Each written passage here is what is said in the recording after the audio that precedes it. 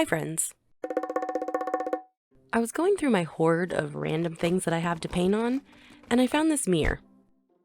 This is from a glass etching kit that I did a while ago, and I'm not using it, so let's paint on it.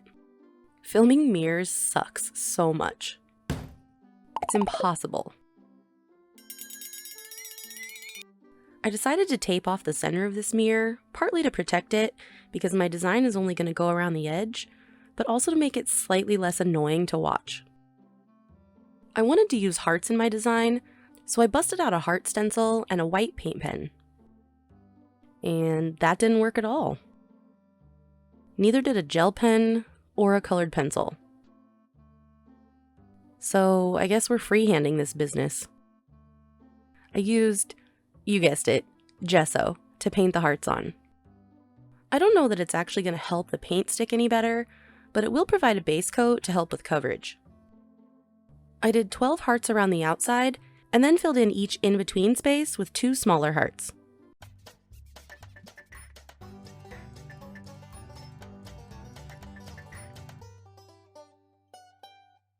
I guess the benefit of painting on a super shiny surface is that I can use a craft knife to clean up the outlines a little bit and try to help my wonky freehand skills.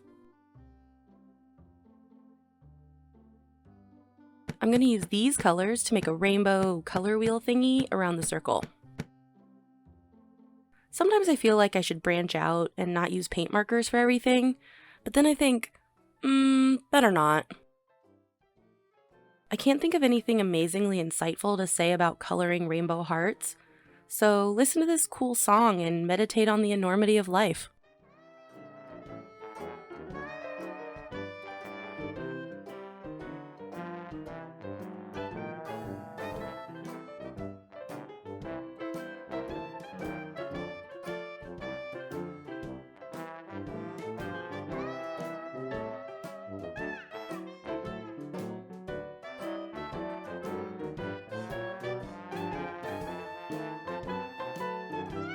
After second and third coats in some cases, I use these little blade pens that I found on Amazon.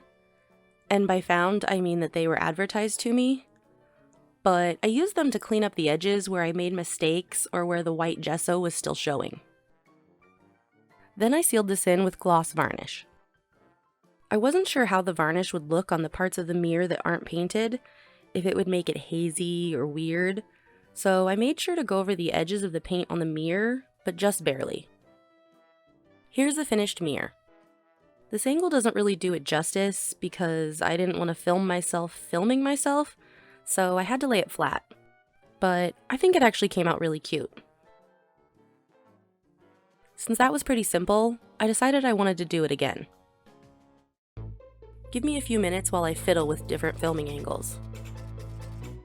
Ignore my dinosaur phone. Roar. Rather than just painting around the outside of this mirror, I wanted to cover more of the surface itself. And I decided to actually paint it this time. I'm using these pastel paints that I got on Amazon by a brand called Cali Art. Now, I keep a folder on my phone of art ideas and references. It's just different things that I come across in life and on the web that I really like the look of or that speak to me in some way. Things like this, or this. When I'm struggling for an idea, I pull this folder up and use it for inspiration. And I have this picture in my folder. That gave me the idea to do some rainbowy clouds. I'm not that great at clouds, but I did find this tutorial. I'll link it in the description down below, but basically you use cotton swabs to block in clouds with white, put colors in to make your shadows, and then blend everything again with white.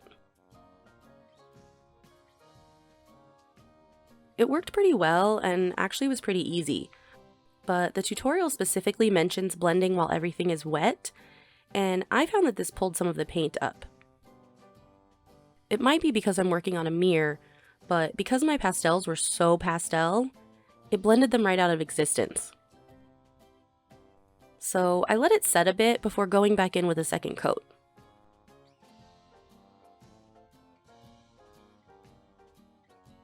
I didn't varnish this because I kind of like this matte look just as it is. Overall, this was super easy, quick, and I really like how it came out.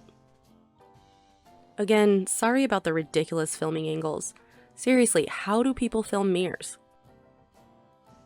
That's all for this week. Next week I'll do something a little less awkward. Thanks so much for watching, and I'll see you next time.